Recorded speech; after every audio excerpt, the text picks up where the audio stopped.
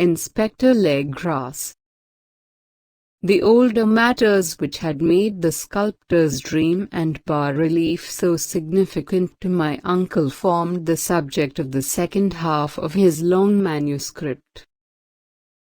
Once before, it appears, Professor Angel had seen the hellish outlines of the nameless monstrosity, puzzled over the unknown hieroglyphics, and heard the ominous syllables which can be rendered only as Cthulhu, and all this in so stirring and horrible a connection that it is small wonder he pursued young Wilcox with queries and demands for data. This earlier experience had come in 1908, 17 years before, when the American Archaeological Society held its annual meeting in St. Louis.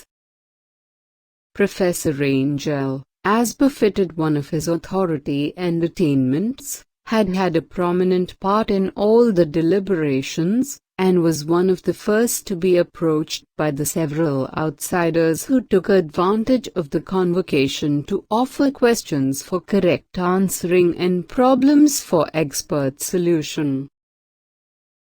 The chief of these outsiders, and in a short time the focus of interest for the entire meeting, was a commonplace-looking middle-aged man who had traveled all the way from New Orleans for certain special information unobtainable from any local source. His name was John Raymond LEGRASSE, and he was by profession an inspector of police. With him he bore the subject of his visit, a grotesque, repulsive, and apparently very ancient stone statuette whose origin he was at a loss to determine. It must not be fancied that Inspector LEGRASSE had the least interest in archaeology.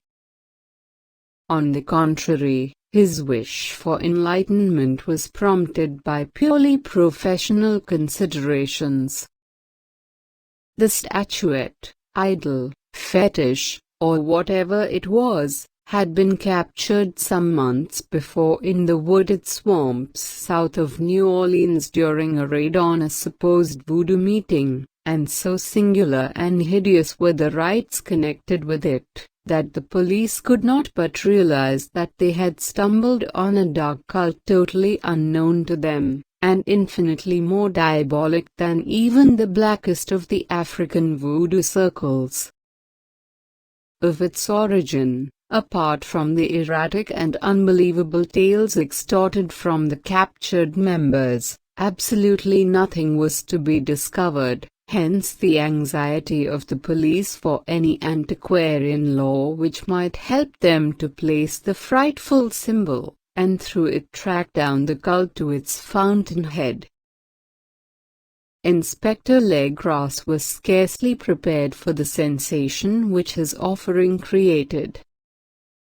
One sight of the thing had been enough to throw the assembled men of science into a state of tense excitement, and they lost no time in crowding around him to gaze at the diminutive figure whose utter strangeness and air of genuinely abysmal antiquity hinted so potently at unopened and archaic vistas. No recognized school of sculpture had animated this terrible object, yet centuries and even thousands of years seemed recorded in its dim and greenish surface of unplaceable stone. The figure, which was finally passed slowly from man to man for close and careful study, was between 7 and 8 inches in height, and of exquisitely artistic workmanship. It represented a monster of vaguely anthropoid outline, but with an octopus-like head whose face was a mass of feelers, a scaly, rubbery-looking body, prodigious claws on hind and fore feet, and long, narrow wings behind. This thing, which seemed instinct with a fearsome and unnatural malignancy, was of a somewhat bloated corpulence, and squatted evilly on a rectangular block or pedestal covered with undecipherable characters. The tips of the wings touched the back edge of the block, the seat occupied the center, whilst the long, curved claws of the doubled-up, crouching hind legs gripped the front edge and extended a quarter of the way down toward the bottom of the pedestal. The cephalopod head was bent forward, so that the ends of the facial feelers brushed the backs of huge forepaws which clasped the croucher's elevated knees. The aspect of the whole was abnormally lifelike, and the more subtly fearful because its source was so totally unknown. Its vast, awesome, and incalculable age was unmistakable, yet not one link did it show with any known type of art belonging to civilization's youth, or indeed to any other time. Totally separate and apart, its very material was a mystery, for the soapy, greenish-black stone with its golden or iridescent flecks and striations resembled nothing familiar to geology or mineralogy. The characters along the base were equally baffling, and no member present, despite a representation of half the world's expert learning in this field, could form the least notion of even their remotest linguistic kinship. They, like the subject and material, belong to something horribly remote and distinct from mankind as we know it, something frightfully suggestive of old and unhallowed cycles of life in which our world and our conceptions have no part. And yet, as the members severally shook their heads and confessed defeat at the inspector's problem, there was one man in that gathering who suspected a touch of bizarre familiarity in the monstrous shape and writing, and who presently told with some diffidence of the odd trifle he knew. This person was the late William Channing Webb, professor of anthropology in Princeton University, and an explorer of no slight note. Professor Webb had been engaged, 48 years before, in a tour of Greenland and Iceland in search of some runic inscriptions which he failed to unearth, and whilst high up on the West Greenland coast had encountered a singular tribe or cult of degenerate Esquimaux whose religion, a curious form of devil worship, chilled him with its deliberate bloodthirstiness and repulsiveness. It was a faith of which other Esquimaux knew little, and which they mentioned only with shudders, saying that it had come down from horribly ancient eons before ever the world was made. Besides nameless rites and human sacrifices, there were certain queer hereditary rituals addressed to a supreme elder devil or Tornasug, and of this Professor Webb had taken a careful phonetic copy from an aged Anchcock or wizard priest, expressing the sounds in Roman letters as best he knew how. But just now of prime significance was the fetish which this cult had cherished, and around which they danced when the aurora leapt high over the ice cliffs. It was, the professor stated, a very crude bas-relief of stone, comprising a hideous picture and some cryptic writing. And so far as he could tell, it was a rough parallel in all essential features of the bestial thing now lying before the meeting. This data, received with suspense and astonishment by the assembled members, proved doubly exciting to Inspector LEGRASSE, and he began at once to ply his informant with questions. Having noted and copied an oral ritual among the swamp cult worshippers his men had arrested, he besought the professor to remember as best he might the syllables taken down amongst the diabolist Esquimaux. There then followed an exhaustive comparison of details, and a moment of really odd silence when both detective and scientist agreed on the virtual identity of the phrase common to two hellish rituals so many worlds of distance apart. What, in substance, both the Esquimaux wizards and the Louisiana swamp priests had chanted to their kindred idols was something very like this, the word divisions being guessed at from traditional breaks in the phrase as chanted aloud.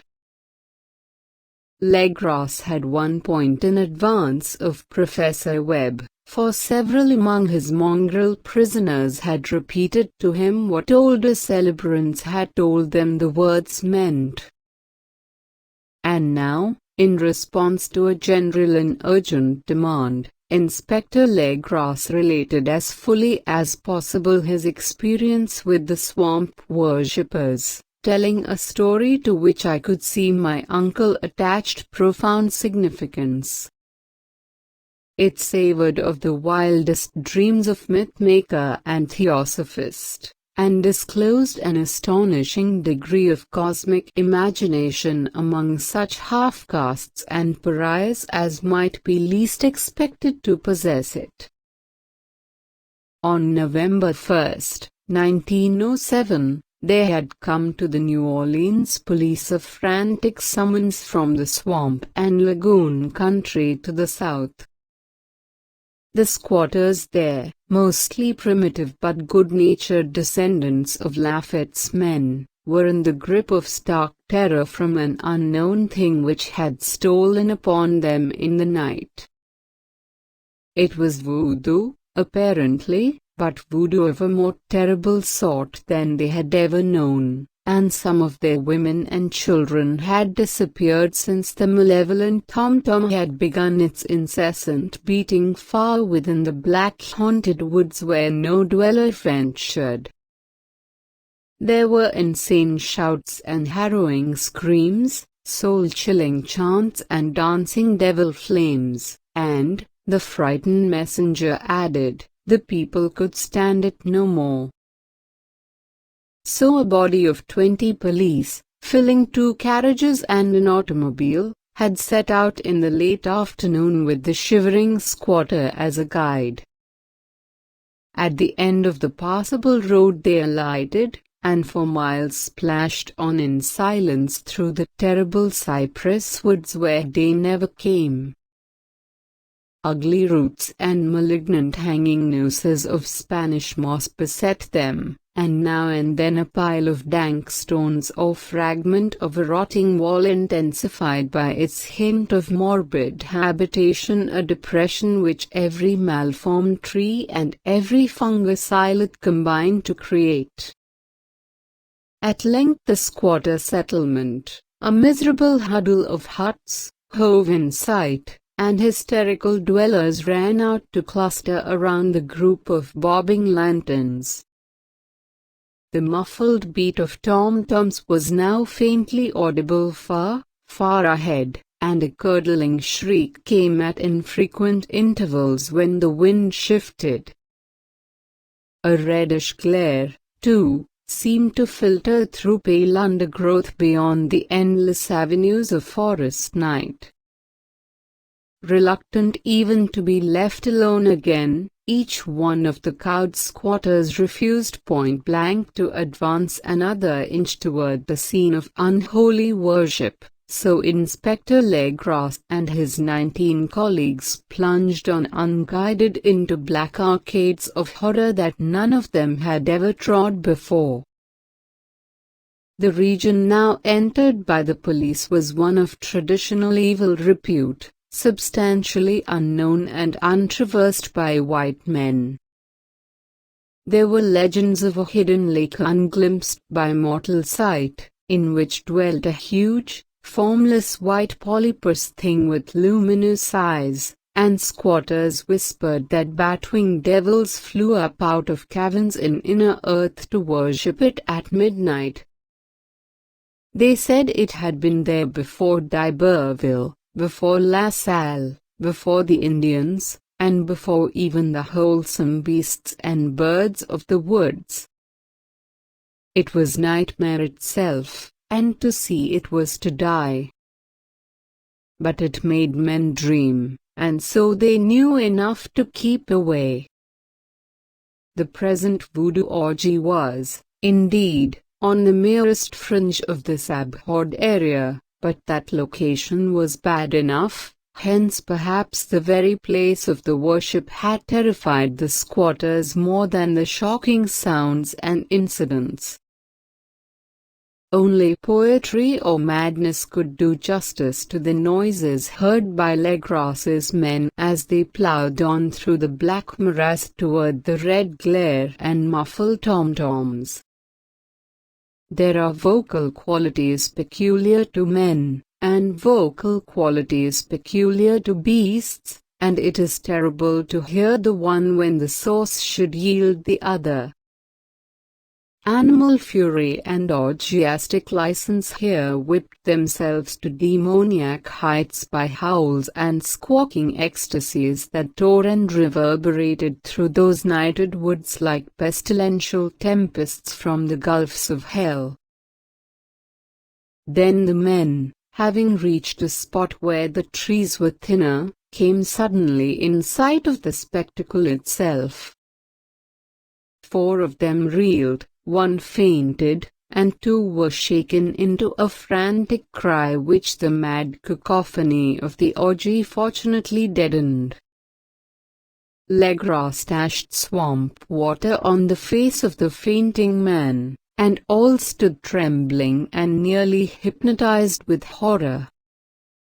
In a natural glade of the swamp stood a grassy island of perhaps an acre's extent, clear of trees and tolerably dry.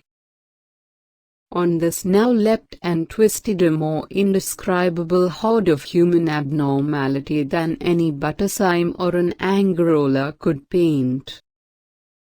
Void of clothing, this hybrid spawn were braying, bellowing, and writhing about a monstrous ring-shaped bonfire, in the center of which, revealed by occasional rifts in the curtain of flame, stood a great granite monolith some 8 feet in height, on top of which, incongruous in its diminutiveness, rested the noxious carven statuette.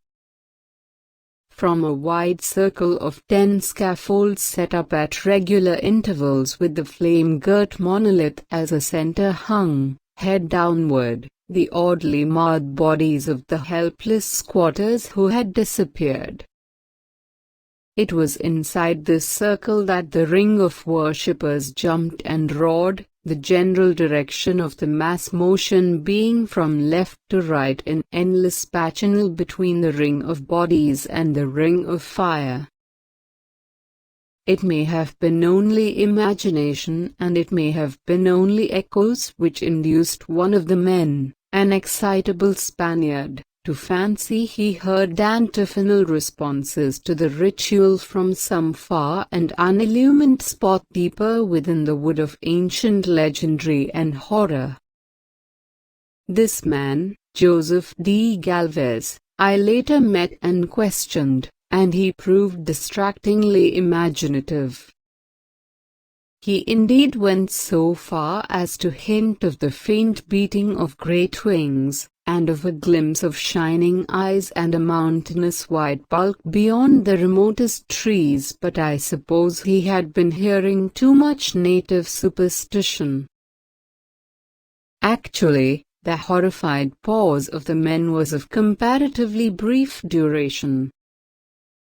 Duty came first, and although there must have been nearly 100 mongrel celebrants in the throng, the police relied on their firearms and plunged determinedly into the nauseous rout. For 5 minutes the resultant din and chaos were beyond description. Wild blows were struck, shots were fired, and escapes were made, but in the end LEGRASSE was able to count some 47 sullen prisoners, whom he forced to dress in haste and fall into line between two rows of policemen. 5 of the worshippers lay dead, and 2 severely wounded ones were carried away on improvised stretchers by their fellow prisoners. The image on the monolith, of course, was carefully removed and carried back by LEGRASSE. Examined at headquarters after a trip of intense strain and weariness, the prisoners all proved to be men of a very low, mixed-blooded, and mentally aberrant type. Most were seamen, and a sprinkling of Negroes and mulattoes, largely West Indians or Brava Portuguese from the Cape Verde Islands, gave a coloring of voodooism to the heterogeneous cult. But before many questions were asked, it became manifest that something far deeper and older than Negro fetishism was involved. Degraded and ignorant as they were, the creatures held with surprising consistency to the central idea of their loathsome faith. They worshipped, so they said, the great old ones who lived ages before there were any men, and who came to the young world out of the sky. Those old ones were gone now, inside the earth and under the sea, but their dead bodies had told their secrets in dreams to the first men, who formed a cult which had never died. This was that cult, and the prisoners said it had always existed and always would exist, hidden in distant wastes and dark places all over the world until the time when the great priest Cthulhu, from his dark house in the mighty city of Lie under the waters, should rise and bring the earth again beneath his sway. Someday he would call, when the stars were ready, and the secret cult would always be waiting to liberate him. Meanwhile no more must be told. There was a secret which even torture could not extract. Mankind was not absolutely alone among the conscious things of earth, for shapes came out of the dark to visit the faithful few. But these were not the great old ones. No man had ever seen the old ones. The carved idol was great Cthulhu, but none might say whether or not the others were precisely like him. No one could read the old writing now, but things were told by word of mouth. The chanted ritual was not the secret, that was never spoken aloud, only whispered. The chant meant only this: in his house at Lie dead Cthulhu waits dreaming. Only 2 of the prisoners were found sane enough to be hanged, and the rest were committed to various institutions. All denied a part in the ritual murders, and averred that the killing had been done by black-winged ones which had come to them from their immemorial meeting place in the haunted wood. But of those mysterious allies no coherent account could ever be gained. What the police did extract came mainly from the immensely aged mestizo named Castro, who claimed to have sailed to strange ports and talked with undying leaders of the cult in the mountains of China. Old Castro remembered bits of hideous legend that paled the speculations of theosophists and made man and the world seem recent and transient indeed. There had been eons when other things ruled on the earth, and they had had great cities. Remains of them, he said the deathless Chinaman had told him, were still be found as cyclopean stones on islands in the Pacific. They all died vast epochs of time before men came, but there were arts which could revive them when the stars had come round again to the right positions in the cycle of eternity. They had, indeed, come themselves from the stars, and brought their images with them. These great old ones, Castro continued, were not composed altogether of flesh and blood. They had shape, for did not this star-fashioned image prove it? But that shape was not made of matter. When the stars were right, they could plunge from world to world through the sky, but when the stars were wrong, they could not live. But although they no longer lived, they would never really die. They all lay in stone houses in their great city of Lie, preserved by the spells of mighty Cthulhu for a glorious erection when the stars and the earth might once more be ready for them. But at that time some force from outside must serve to liberate their bodies. The spells that preserved them intact likewise prevented them from making an initial move, and they could only lie awake in the dark and think whilst uncounted millions of years rolled by. They knew all that was occurring in the universe, for their mode of speech was transmitted thought. Even now they talked in their tombs. When, after infinities of chaos, the first men came, the great old ones spoke to the sensitive among them by molding their dreams, for only thus could their language reach the fleshly minds of mammals. Then, whispered Castro, those first men formed the cult around tall idols which the great ones showed them, idols brought in demiurges from dark stars. That cult would never die till the stars came right again, and the secret priests would take great Cthulhu from his tomb to revive his subjects and resume his rule of earth. The time would be easy to know, for then mankind would have become as the great old ones, free and wild and beyond good and evil, with laws and morals thrown aside and all men shouting and killing and leveling in joy.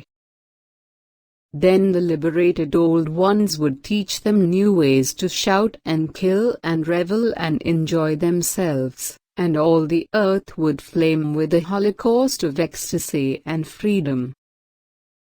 Meanwhile the cult, by appropriate rites, must keep alive the memory of those ancient ways and shadow forth the prophecy of their return. In the elder time chosen men had talked with the entombed old ones in dreams, but then something happened. The great stone city Lie, with its monoliths and sepulchres, had sunk beneath the waves, and the deep waters, full of the one primal mystery through which not even thought can pass, had cut off the spectral intercourse. But memory never died, and the high priest said that the city would rise again when the stars were right. Then came out of the earth the black spirits of earth, moldy and shadowy, and full of dim rumors picked up in caverns beneath forgotten sea bottoms. But of them old Castro dared not speak much. He cut himself off hurriedly, and no amount of persuasion or subtlety could elicit more in this direction. The size of the old ones, too, he curiously declined to mention. Of the cult, he said that he thought the center lay amid the pathless desert of Arabia, where I am, the city of pillars, dreams hidden and untouched. It was not allied to the European witch cult, and was virtually unknown beyond its members. No book had ever really hinted of it, though the deathless Chinaman said that there were double meanings in the Necronomicon of the mad Arab Abdul al-Hazred which the initiated might read as they chose, especially the much-discussed couplet. that is not dead which can eternal lie, and with strange ends even death may die. LEGRASSE, deeply impressed and not a little bewildered, had inquired in vain concerning the historic affiliations of the cult. Castro, apparently, had told the truth when he said that it was wholly secret. The authorities at Tulane University could shed no light upon either cult or image, and now the detective had come to the highest authorities in the country and met with no more than the Greenland tale of Professor Webb. The feverish interest aroused at the meeting by LEGRASSE's tale, corroborated as it was by the statuette, is echoed in the subsequent correspondence of those who attended, although scant mention occurs in the formal publications of the Society. Caution is the first care of those accustomed to face occasional charlatanry and imposture. LEGRASSE for some time lent the image to Professor Webb, but at the latter's death it was returned to him and remains in his possession, where I viewed it not long ago. It is truly a terrible thing, and unmistakably akin to the dream sculpture of young Wilcox. That my uncle was excited by the tale of the sculptor I did not wonder, for what thoughts must rise upon hearing, after a knowledge of what LEGRASSE had learned of the cult, of a sensitive young man who had dreamed not only the figure and exact hieroglyphics of the swamp-found image and the Greenland devil tablet, but had come in his dreams upon at least 3 of the precise words of the formula uttered alike by Esquimaux diabolists and mongrel Louisianans. Professor Angel's instant start on an investigation of the utmost thoroughness was eminently natural, though privately I suspected young Wilcox of having heard of the cult in some indirect way, and of having invented a series of dreams to heighten and continue the mystery at my uncle's expense. The dream narratives and cuttings collected by the professor were, of course, strong corroboration, but the rationalism of my mind and the extravagance of the whole subject led me to adopt what I thought the most sensible conclusions.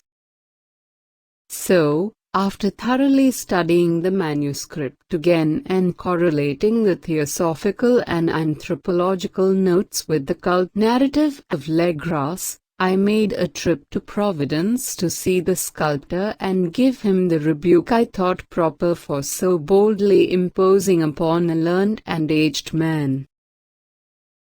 Wilcox still lived alone in the fleur-de-lis building in Thomas Street, a hideous Victorian imitation of 17th-century Breton architecture which flaunts its stuccoed front amidst the lovely colonial houses on the ancient hill, and under the very shadow of the finest Georgian steeple in America. I found him at work in his rooms, and at once conceded from the specimens scattered about that his genius is indeed profound and authentic. He will, I believe, sometime be heard from as one of the great decadents, for he has crystallized in clay and will one day mirror in marble those nightmares and fantasies which Arthur Mushin evokes in prose, and Clerk Ashton Smith makes visible in verse and in painting. Dark, frail, and somewhat unkempt in aspect, he turned languidly at my knock and asked me my business without rising. Then I told him who I was. He displayed some interest, for my uncle had excited his curiosity in probing his strange dreams, yet had never explained the reason for the study. I did not enlarge his knowledge in this regard, but sought with some subtlety to draw him out. In a short time I became convinced of his absolute sincerity, for he spoke of the dreams in a manner none could mistake. They and their subconscious residuum had influenced his art profoundly, and he showed me a morbid statue whose contours almost made me shake with the potency of its black suggestion. He could not recall having seen the original of this thing except in his own dream bas-relief, but the outlines had formed themselves insensibly under his hands. It was, no doubt, the giant shape he had raved of in delirium. That he really knew nothing of the hidden cult, save from what my uncle's relentless catechism had let fall, he soon made clear, and again I strove to think of some way in which he could possibly have received the weird impressions.